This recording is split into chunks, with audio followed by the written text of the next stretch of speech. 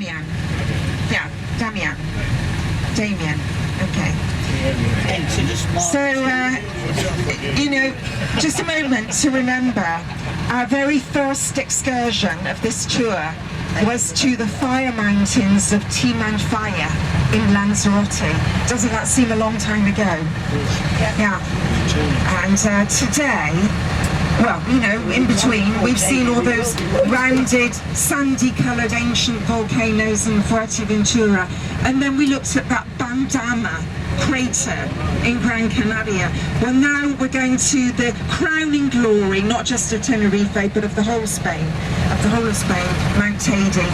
And so, yeah, this is the climax of our tour. Enjoy it, everyone. We'll do a stop.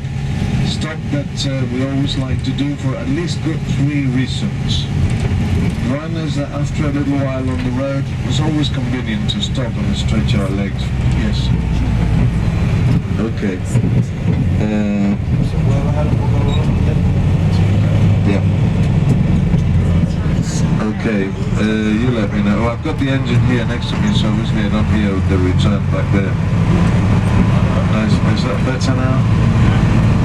Obviously we'll be going uphill, so the engine will get a bit noisy. The convenient thing about the engine that it is here at the front and not at the rear, so it wouldn't affect you. Hay un problema que si dejo de oír, entonces ya Is the oldest rocks in Lanzarote.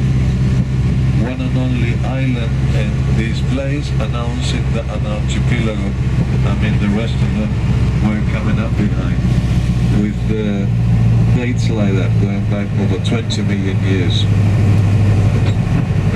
The process of construction underwater was taking place for 2 other islands that were coming up behind. Gomera, Gran Canaria, the next ones. In the case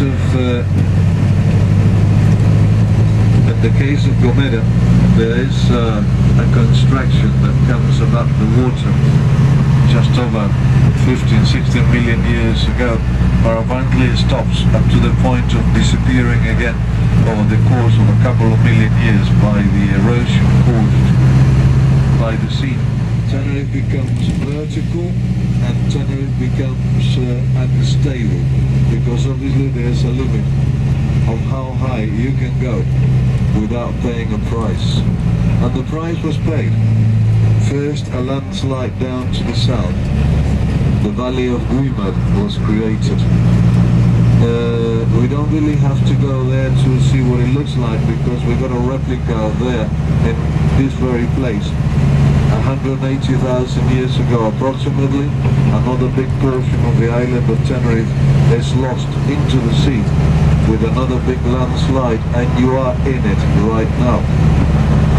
As we're driving on ahead, we have a big boulder of the western side of the Orizaba Valley coming right down from the tops into the sea. I mean, as we swing round into these bends, it keeps appearing and disappearing. It's that dark wall that you got right in front of us and that you can see a bit clearer now looking ahead on the right hand side all the way down to the sea. The other one is right behind us on the eastern side. They both connect at the top in the shape of a huge big horseshoe of just over 60 square miles. The space in between, the gap, the part that was lost, is down there underwater. The sea has taken care of it. It's gone all the way down. And now with the oceanographic ships, we can do a few passing bys over it. And the ships obviously have got a perfect registration of a volume of material that is underwater to recuperate, because for centuries people have been using the wood for coal fires, for whatever. There's a little stone hut coming there on the left hand side, and the driver's going nice and slowly. Yeah, this one is a bus stop. On top you've got trees right above. They're heathers, by the way. Well, they're likely the tallest heathers that you're likely to see.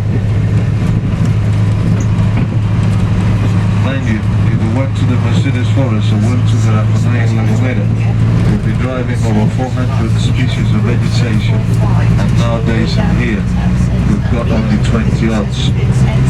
So we managed to recuperate what we got left, that we've lost a great deal of that. This is the appearance of the northern hemisphere of the Earth 30 million years ago, more or less. This vegetation is the old subtropical rainforest of the Tertiary, without glaciations, without ice, lots of rain. And the variety that I commented the other day in Madeira and the Canary Islands, Lorisilva, with shapes of leaves like bay leaves or laurels, because the old rain has stopped coming and now it's a passing cloud.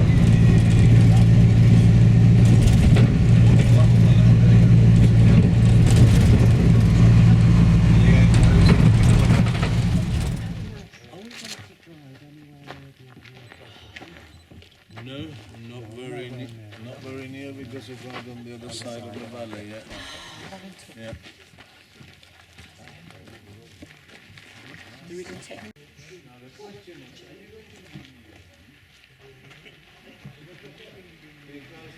was here at the same place the other day, every hand is going towards in that case, thank you.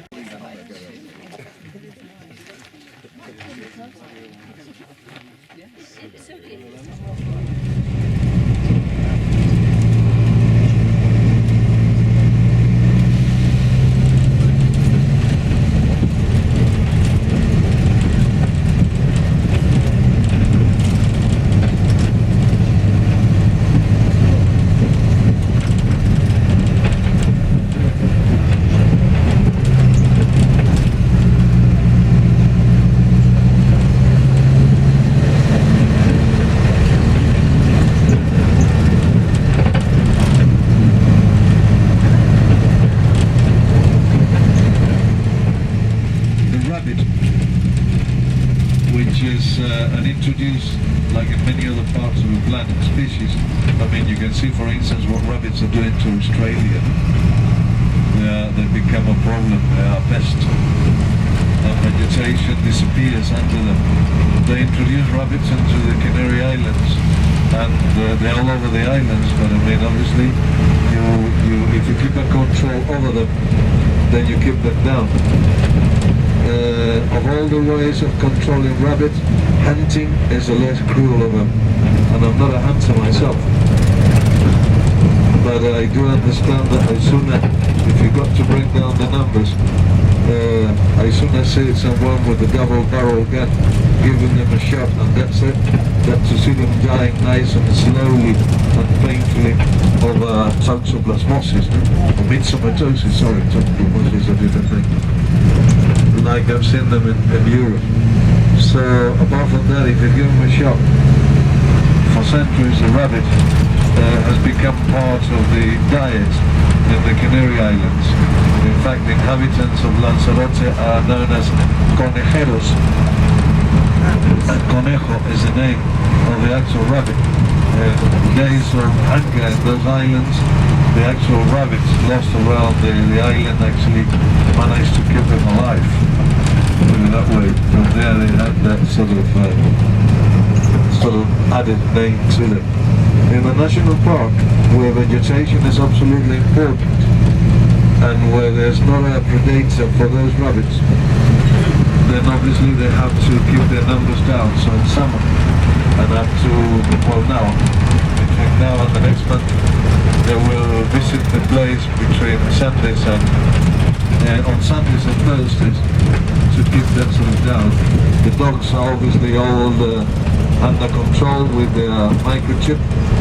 The hunters have got their license, the quantity of animals they can have with them, the quantity they can hunt.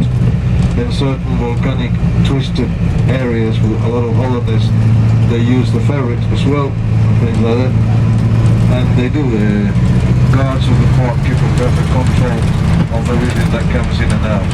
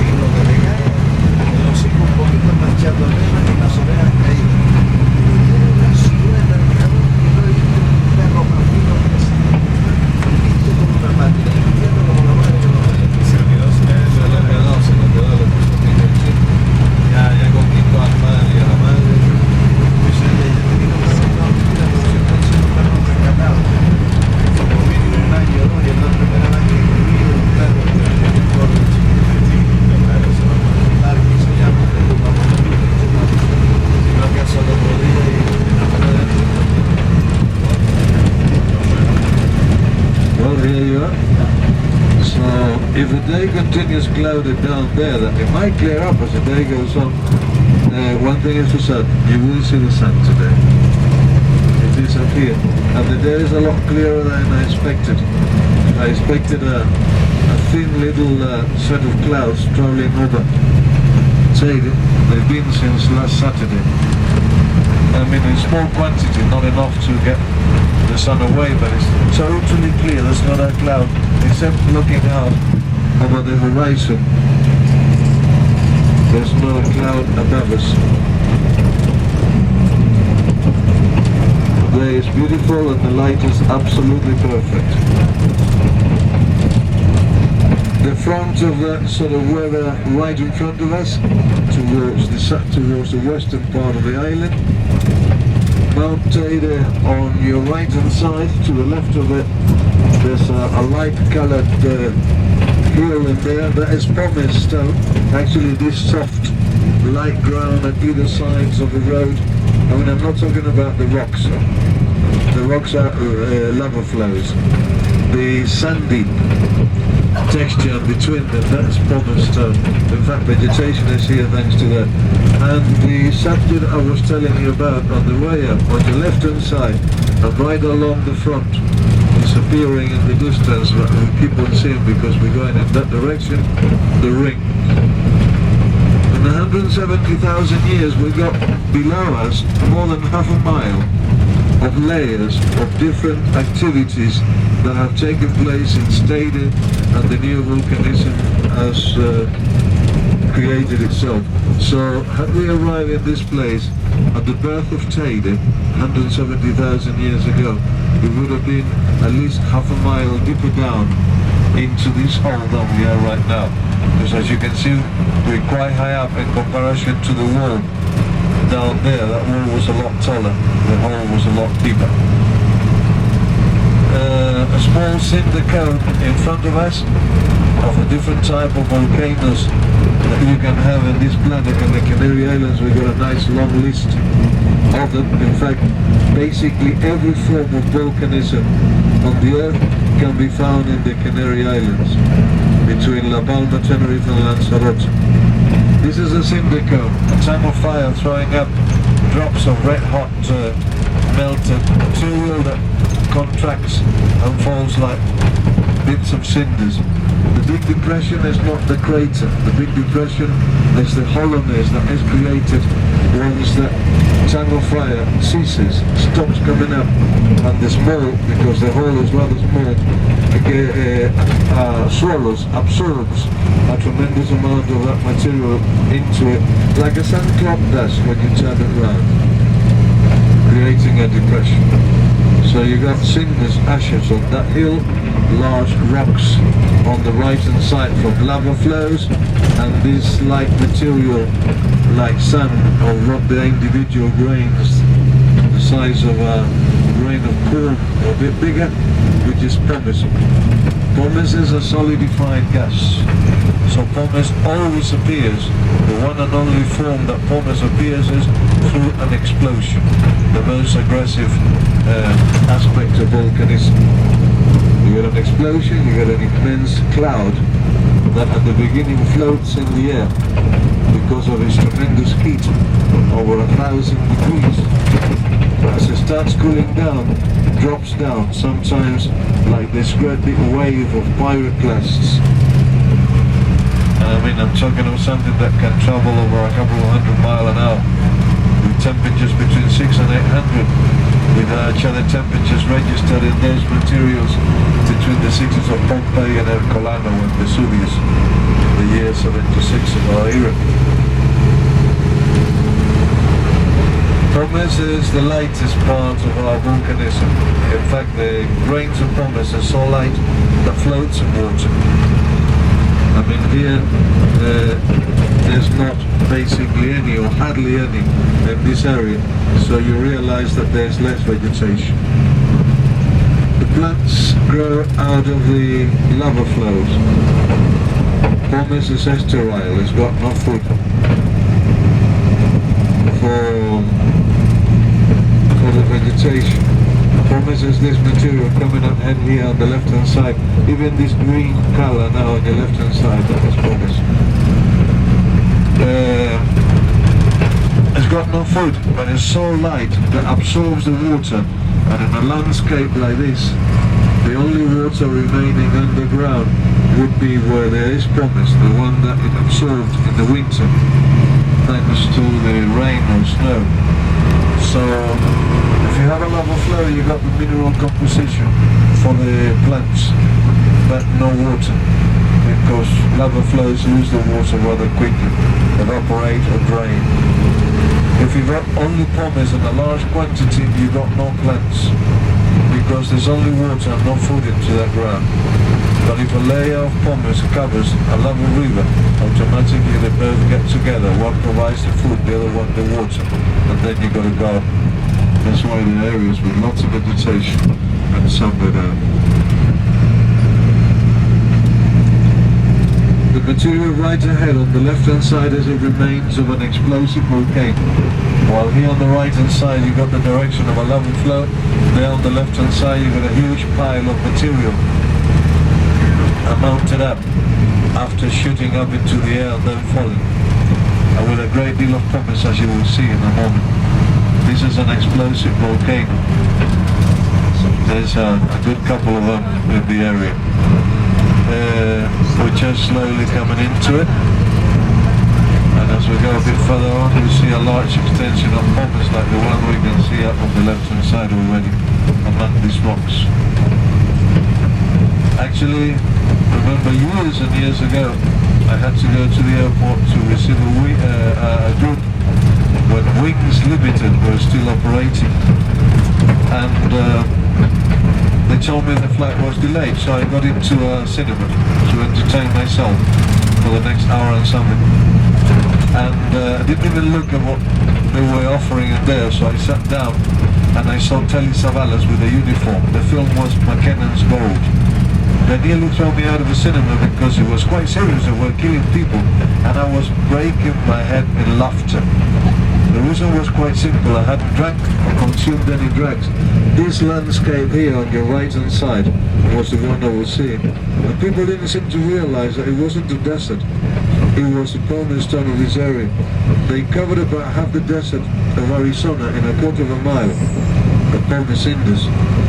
The last time I saw this on a film on the left hand side down these slopes was a couple of years ago, when Clash of Titans was actually shot and shown in the cinema.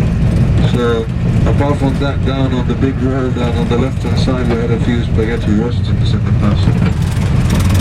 You get an explosion and you get rid of all the lighter material.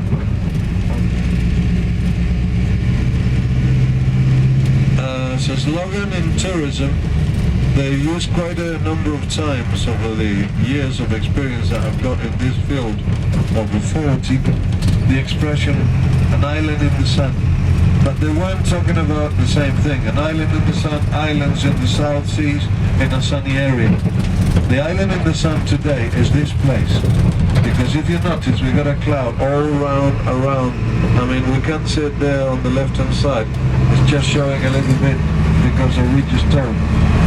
If we get up on the top of Teide and we look down, we'll see that basically the only part of Tenerife that is in the sunshine is this big circle of Las Cañadas.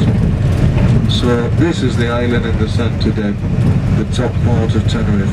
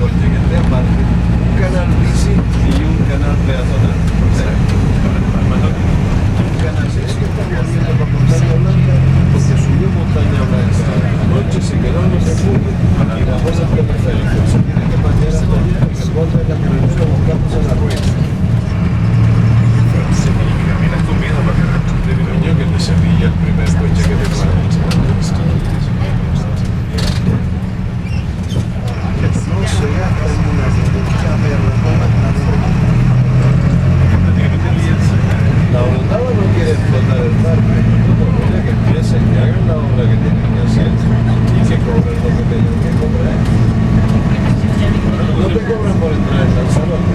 Sí, cobran por entrar en Lanzarote. Por utilizarlo. No por entrar, porque el problema es la carretera. Que entra por un lado y sale por el otro. Aquí no es una carretera de obras públicas, no es una carretera general del Estado. No pueden cerrar. Ese es el problema. Así deberían poner. No le vaya. Vaya, yo no te va.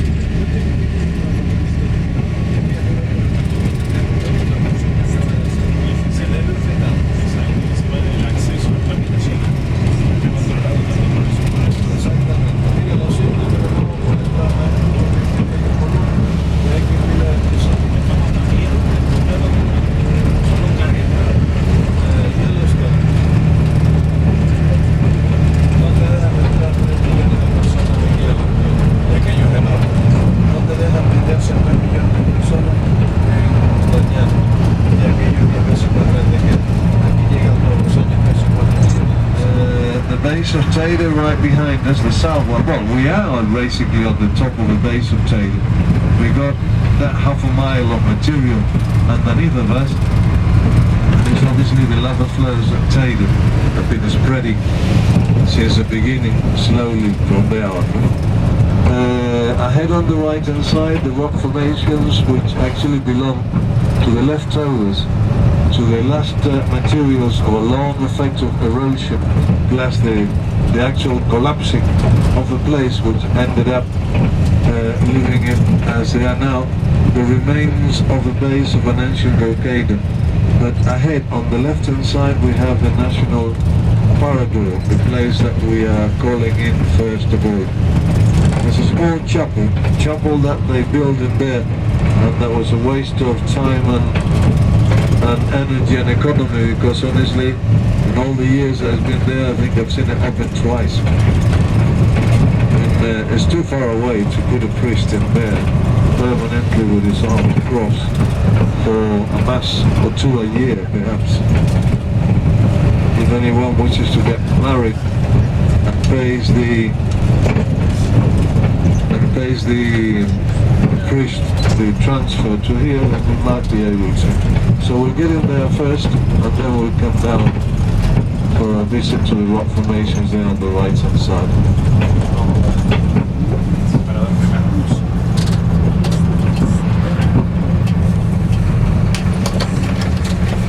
Vamos a ver, 1, 2, 3, 4, 5, 6, 7, 8, 9, 10, 11, 12,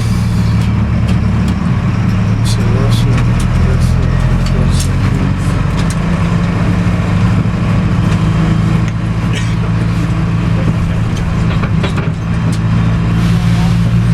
Right, we're stopping up there on that sort of roundabout. The bus will be parking here among others. It's got this bright yellow-orange color, easy to pick up. Accompany you across towards the parador and sit you comfortably where you're going to have your coffee, tea and so on. Show you where the toilets are, and I'll come here and get you some sort of information like we did in La Laguna, but in this case about the national park. The time of departure is still to be seen. I mean, we're not going to say we leave it to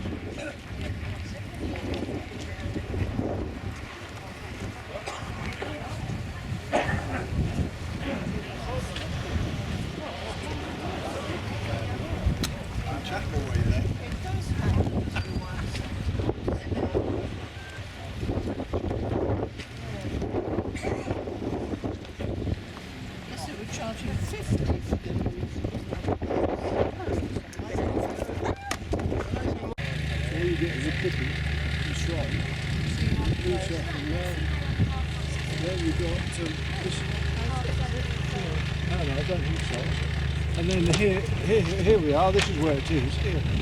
So if you go, we're here. So if you go to the 15 kilometres to here, you said you'll find people feeding them.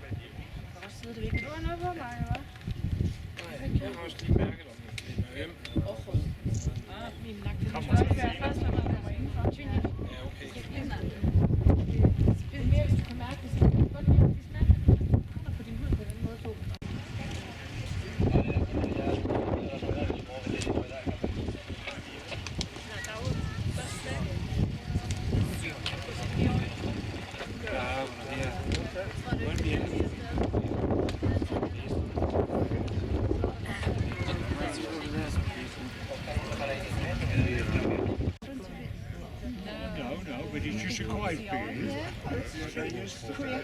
We were told to be very careful. But yeah, because we went on holiday. It's Charles. It's a good set. We weren't outside. Don't mention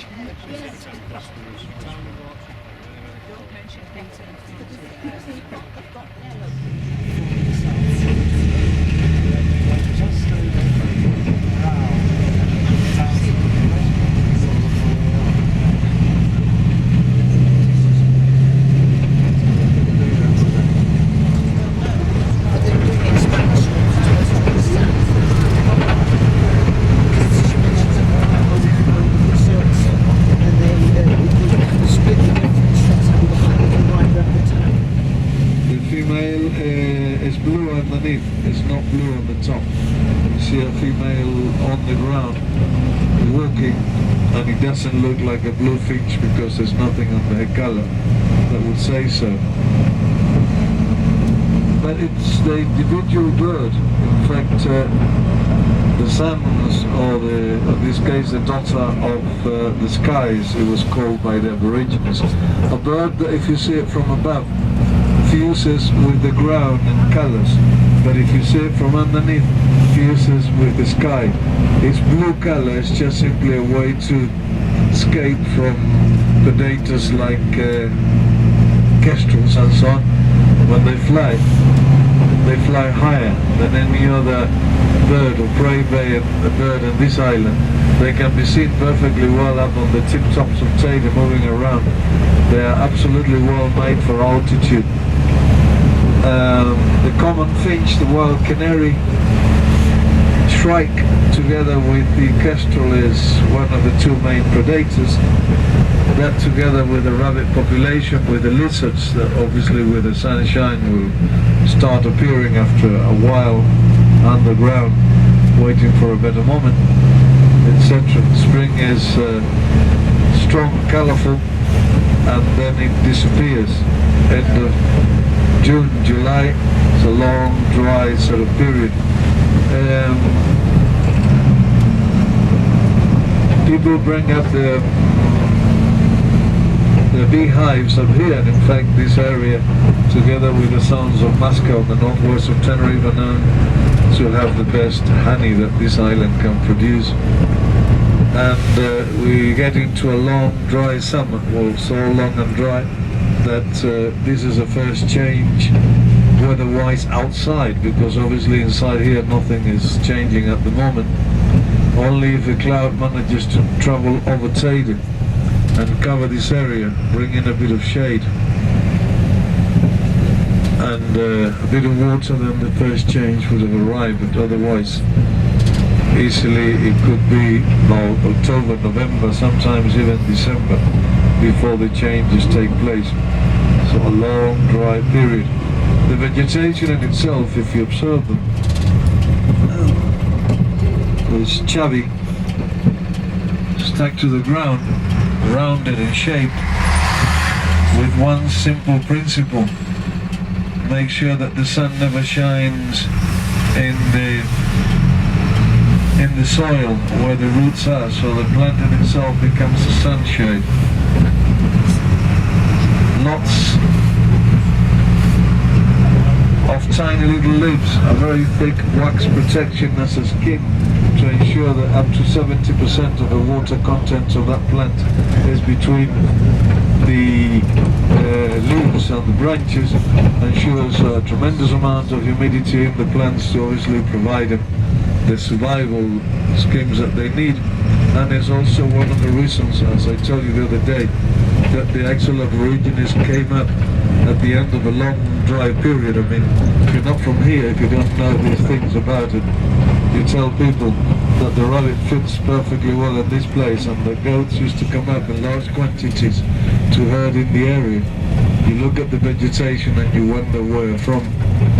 Well, there are plants in this park that, I mean, personally speaking, I don't dream of doing it, but you could get a couple of handfuls of those leaves, press them in between your hands and basically wash your hands with them.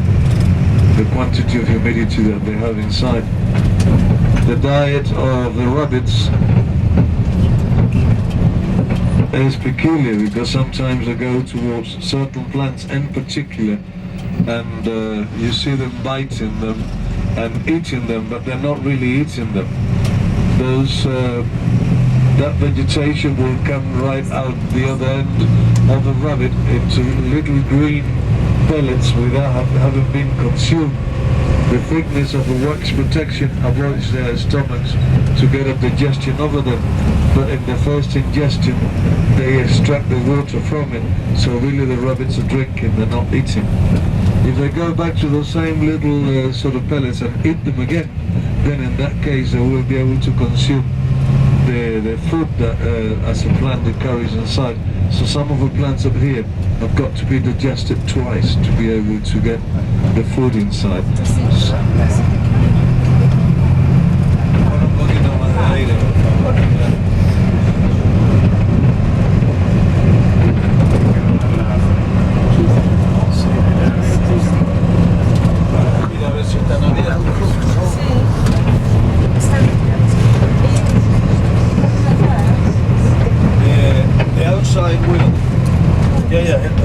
You've got to open it here. Opens to the left hand side. The air comes out if you turn the outside wheel to the left, anti-clockwise.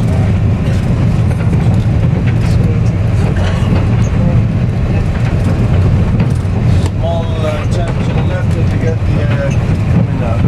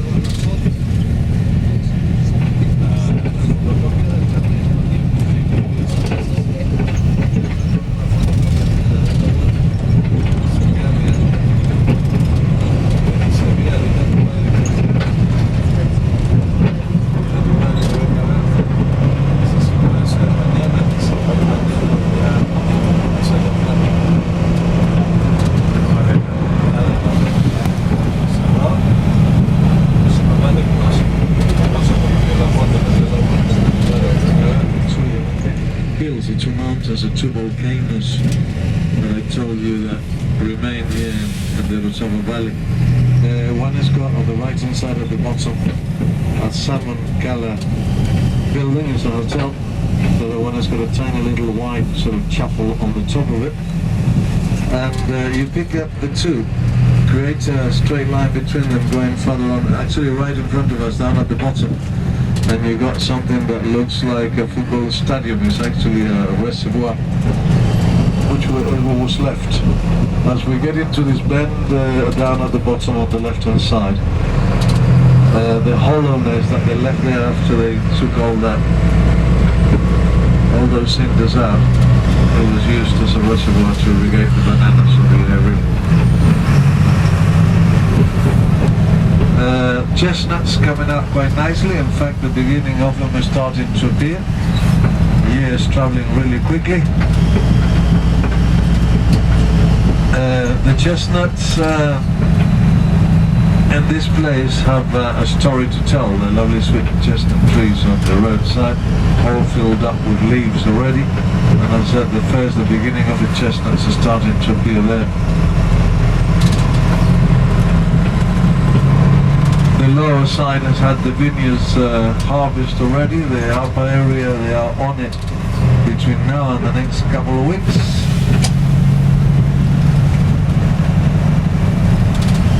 If the person that's got the vineyards has got a decent wine cellar in size, then more than likely will keep most of the wine to be opened up by about January and so on.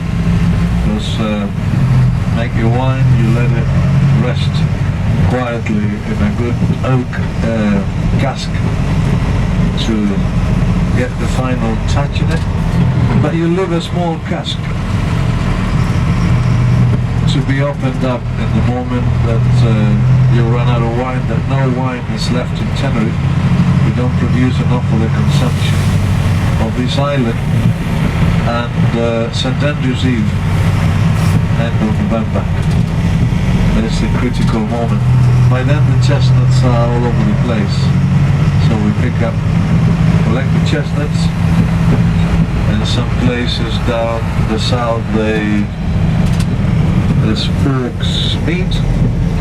This area of the north is sardines or some sort of fish and chestnuts. They roast the chestnuts, they grill the fish, they open up the wine cellars. And that particular night of St. Andrew's Eve, Tenerife is a fiesta. If you got your own little bit of wine, you got the place of your fiesta. If you got some relative or friend with that little cellar, then you got somewhere to go. If not, there's always a possibility of joining up on an open fiesta. In fact, the visitors, the tourists of Puerto La Cruz have the chance of joining us. The town hall has been celebrating for a number of years. Got these grills in there where they are doing the sardines, where they roasting away the fresh chestnuts as well, and they got their garrafs of wine in there that they are serving the glasses to the visitors.